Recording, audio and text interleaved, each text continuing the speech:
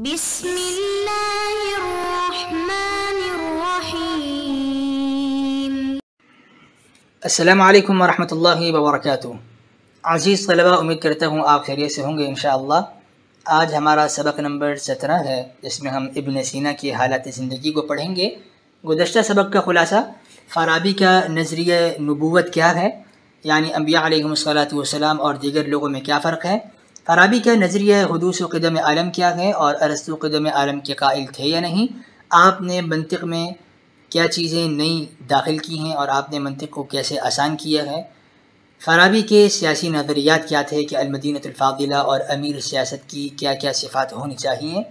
آج کے سبق میں ہم جانیں گے ابن سینا کا نام اور شجرہ نسب کیا ہے، ابن سینا کی تاریخ ولادت اور جائے پیدائش کیا ہے، آپ کہاں پیدا ہوئے، آپ نے کس ماحول میں تعلیم اور تربیت پائی۔ مزید ہم ابن سینا کے مذہب اور اخلاق و عادات کو بھی دیکھیں گے، اور آخر میں ابن سینا کی تصنیفی لیاقت کا جائزہ لیں گے۔ آئیے بڑھتے ہیں اپنے پہلے سوال کی طرف کہ ابن سینا کا نام اور شجرہ نسب کیا ہے، آپ کی تاریخ ولادت اور جائے پیدائش کہاں کی ہے۔ فلسفہ اور علم الکلام میں حافظ طاہر اسلام صاحب لکھتے ہیں، ابن سینا کو لاطینی زبان میں ایوی سینا بھی کہا جاتا ہے۔ آپ کی کنیت ابو علی، نام حسین اور والد کا نام عبداللہ جبکہ دادا کا نام سینا بتایا جاتا ہے۔ آپ کو شیخ الرئیس کے لقب سے یاد کیا جاتا ہے۔ آپ مشہور اطباء اور اکابر فلسفہ میں شمار ہوتے ہیں۔ آپ کے والد محترم عبداللہ بلخ کے باشندے تھے اور نوح بن منصور کے عہد میں آپ ساسانی خاندان کی امراء میں سے تھے۔ بخارا میں آپ کو ایک اعلیٰ عہدہ عطا کیا گیا، چنانچہ وہ خرطیام کے والی مقرر ہوئے جو بخارا کا ایک خاص شہر تھا، اور اسی خرطیام کے قریب افشا گاؤں تھا جس گاؤں سے آپ نے شادی کی۔ حکماء اسلام میں علامہ ندوی صاحب لکھتے ہیں کہ آپ کے دادا کا نام سینا نہ تھا بلکہ آپ کے سکڑ دادا کا نام سینا تھا۔ آپ کا پورے شجرہ نسب یوں ہے: حسین بن عبداللہ بن حسن بن علی بن سینا، جبکہ حافظ طاہر اسلام صاحب نے لکھا کہ آپ کے دادا کا نام سینا تھا۔ مزید یہ فرق بیان کیا، آپ کے والد بلخ کے تھے اور بخارا میں آپ کو ایک مرتبہ اور سیاسی عہدہ عطا کیا گیا۔ یوں آپ ایک بڑے گاؤں خرمسین میں سرکاری ملازمت کرنے لگے اور افشنا نامی گاؤں سے آپ نے شادی کی، جبکہ گزشتہ حوالے میں ہم نے دیکھا کہ خرمسین کی جگہ خرطیان لکھا تھا اور افشنا کی جگہ افشا لکھا تھا۔ مسلم فلسفے میں ابن سینا کی تاریخ ولادت اور تاریخ وفات کو عیسوی لحاظ سے 1980 تا 1038 بتایا گیا ہے۔ ابن سینا کی تعلیم اور تربیت کہاں ہوئی؟ فلسفہ اور علم الکلام میں حافظ طاہر اسلام صاحب لکھتے ہیں کہ ابن سینا نے قرآن کریم کی تعلیم سے ابتدا کی۔ سب سے پہلے آپ نے قرآن مجید یاد کیا، اور علم ادب سے آپ کو شغف تھا تو آپ یاد کرتے چلے گئے۔ 10 سال کی عمر تک آپ نے قرآن کریم کا اکثر حصہ ازبر یاد کر لیا۔ لوگ آپ کی ذہانت کا چرچا کرنے لگے، لیکن تاحال آپ فلسفے اور منطق سے نہ آشنا تھے۔ آپ کو منطق اور فلسفے کا تب پتہ چلا جب آپ کے والد اسماعیلی فرقے میں داخل ہو گئے اور آپ کو اسماعیلی مذہب قبول کرنے کی دعوت بھی دی گئی، لیکن آپ نے کچھ تأثر نہ لیا۔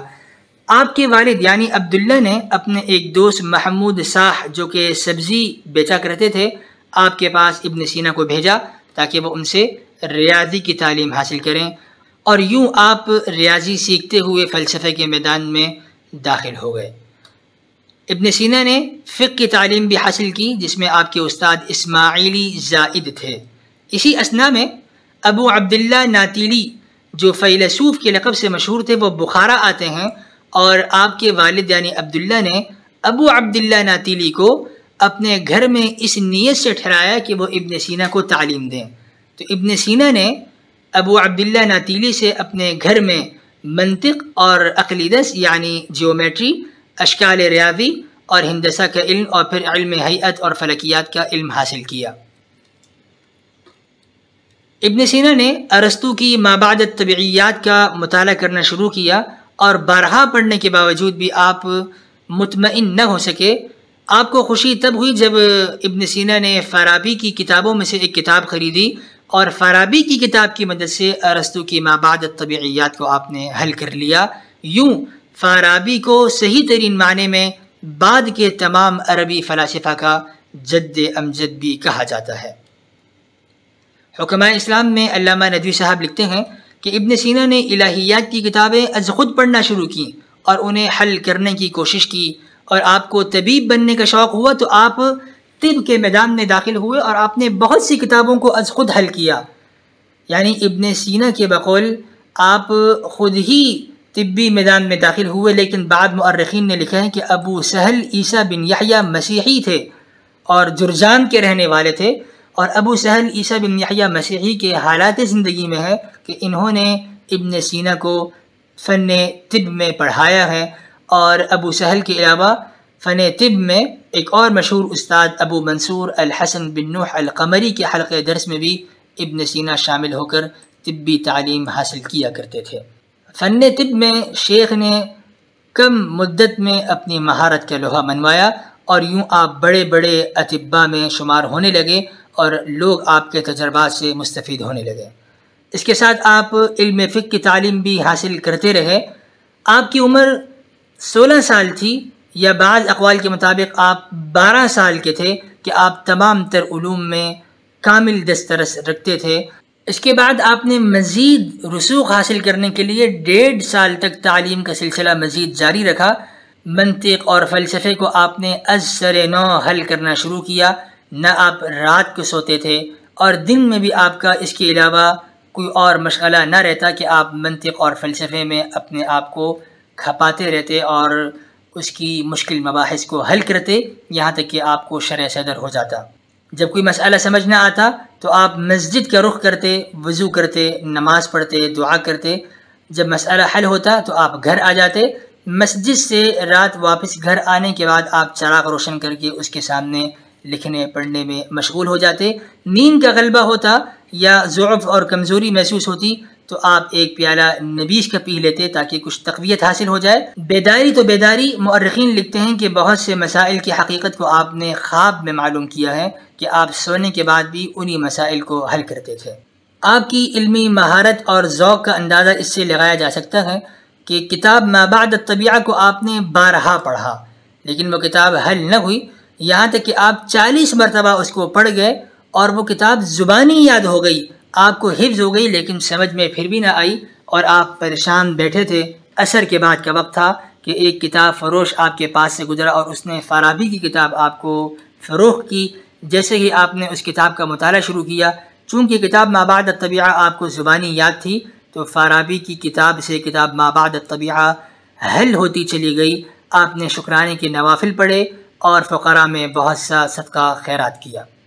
اسی زمانے میں بخارا کا فرمان روا نوح بن منصور بیمار ہوا، آپ نے اس کا علاج کیا۔ بہت سے اطباء علاج کرتے رہے لیکن نوح بن منصور کو شفا نہ ملی۔ جب ابن سینا نے ادویات تجویز کیں تو نوح بن منصور شفا یاب ہو گئے، اور یوں نوح بن منصور کے متوسلین میں آپ کو داخل ہونے کا شرف حاصل ہوا، اور آپ نے نوح بن منصور سے درخواست کی کہ مجھے کتب خانے میں جانے کی اجازت مل جائے۔ تو نوح بن منصور نے آپ کو کتب خانے کی چابیاں حوالے کیں، آپ کتب خانے میں گئے، آپ نے اس حصے کا انتخاب کیا جہاں پر حکمت کی کتابیں تھیں، آپ حکمت کی کتابیں پڑھتے رہے۔ خدا کی شان، جیسے ہی آپ کو ان کتابوں میں دسترس حاصل ہوئی، اس کتب خانے کو آگ لگ گئی۔ بعض حاسدین نے کہا کہ آپ نے کتب خانہ اس لیے جلایا ہے کہ آپ ان کتابوں کو اپنی طرف منسوب کریں۔ ابن سینا کی علمی خدمات کا اندازہ ہم اس سے لگا سکتے ہیں کہ آپ 21 سال کی عمر میں بڑی بڑی کتابیں تصنیف کر رہے تھے۔ آپ کے پڑوسی ابو بکر خوارزمی جو فقیہ بھی ہیں، مفسر اور زاہد تھے، انہوں نے آپ سے درخواست کی، تو ابو بکر خوارزمی کی درخواست پر ابن سینا نے حاصل و محصول تقریباً 20 جلدوں میں لکھی، جبکہ آپ کی عمر 21 سال تھی۔ فن اخلاق میں آپ نے ایک کتاب لکھی اور اس کا نام رکھا کتاب البر والاثم۔ آپ کے ایک اور پڑوسی تھے ابو الحسن عروبی، انہوں نے بھی آپ کو تصنیف و تالیف کی طرف توجہ دلائی، تو آپ نے کتاب لکھی جس کا نام رکھا مجموع۔ 21 سال کی عمر میں آپ بڑی بڑی کتابیں لکھ چکے تھے۔ درمیان میں آپ پر کافی حالات بھی آئے اور آپ کو مختلف علاقوں کی طرف ہجرت بھی کرنا پڑی۔ بالآخر آپ جرجان نامی مقام پر پہنچتے ہیں اور وہاں آپ کو ابو عبید جرجانی جیسے قابل شاگرد ملتے ہیں۔ یوں جرجان میں شیخ ابن سینا اپنی اصلی علمی زندگی یعنی تصنیف اور تالیفات کا آغاز کرتے ہیں۔ جرجان میں ہی ایک بزرگ ابو محمد شیرازی ابن سینا کو ایک مکان دیتے ہیں تاکہ وہ اسے درس گاہ بنائیں اور وہاں پہ تصنیف و تالیف میں مصروف رہیں۔ ابن سینا نے وہاں کتاب مبدأ و معاد، کتاب ارشاد الکلیہ وغیرہ بھی تصنیف کی، اور آپ کے پاس روزانہ کی بنیاد پر طلبہ آتے تھے جنہیں آپ مختلف کتابیں منطق وغیرہ املا کرواتے۔ ابن سینا کی وفات کیسے ہوئی؟ علامہ ندوی صاحب لکھتے ہیں کہ ابن سینا اگرچہ طاقتور اور جسمانی طور پہ مضبوط تھے لیکن آپ احتیاط نہیں کرتے تھے، اسی وجہ سے آپ پر قولنج کی بیماری کا اٹیک ہوا اور آپ علاء الدولہ کے ساتھ سفر میں شریک ہونے کے خواہش مند تھے، اس لیے آپ نے ایک دن میں 7 مرتبہ حقنہ لیا جس کی وجہ سے آپ کی آنتوں میں زخم آ گیا۔ اسی حالت میں علاء الدولہ کے ساتھ آپ سفر میں نکل پڑے۔ ایک مقام پر پہنچ کر آپ پر ایک اور جھٹکا لگا جو قولنج کے بعد دورہ پڑتا تھا، وہ آپ پر حملہ ہوا، جس کی وجہ سے آپ نے بعض اطباء سے کہا کہ مجھے فلاں فلاں ادویات بنا کر دیں۔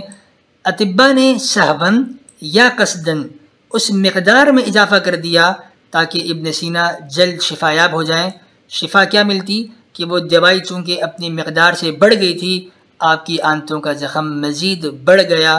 اور ایک اور سبب بھی مؤرخین نے لکھا کہ ابن سینا جب بیمار ہوئے تو آپ کے بعض غلام ابن سینا کے خزانے سے اپنے ہاتھ صاف کرنا چاہتے تھے، اور انہیں یہ ڈر تھا کہ اگر ابن سینا شفایاب ہو گئے تو ان غلاموں کا حال اچھا نہ ہوگا، اس لیے ان غلاموں نے ابن سینا کی ادویات میں بھاری مقدار میں افیون شامل کر دی، جس سے آپ کی طبیعت مزید بگڑتی چلی گئی۔ یوں آپ کو اصفہان جانا پڑا۔ اصفہان میں آپ نے اپنا علاج معالجہ جاری رکھا، اگرچہ آپ مکمل شفا یاب تو نہ ہوئے لیکن چلنے پھرنے کے قابل ہو گئے۔ جیسے ہی آپ بستر سے اٹھے ہیں اور چلنے پھرنے کے قابل ہوئے، علاء الدولہ کے ساتھ آپ دوبارہ سفر کے ارادے سے نکل پڑے اور ہمدان نامی مقام پر پہنچ کر آپ دوبارہ بیمار ہوئے، سخت دورہ پڑا۔ اب آپ شفا سے مایوس ہو چکے تھے اور آپ ہمدان کے مقام پر رک گئے۔ یوں آپ نے تنہائی کو ترجیح دی اور توبہ استغفار میں لگ گئے۔ تمام مال و دولت آپ نے صدقہ کر دیا، آپ نے تمام غلام آزاد کر دیے، اور ہر تیسرے دن آپ ایک قرآن کریم ختم کیا کرتے تھے۔ اسی حالت میں چند دن گزار کر رمضان المبارک کے مہینے میں ہمدان نامی مقام پر 53 یا 58 سال کی عمر میں آپ کا انتقال ہوا۔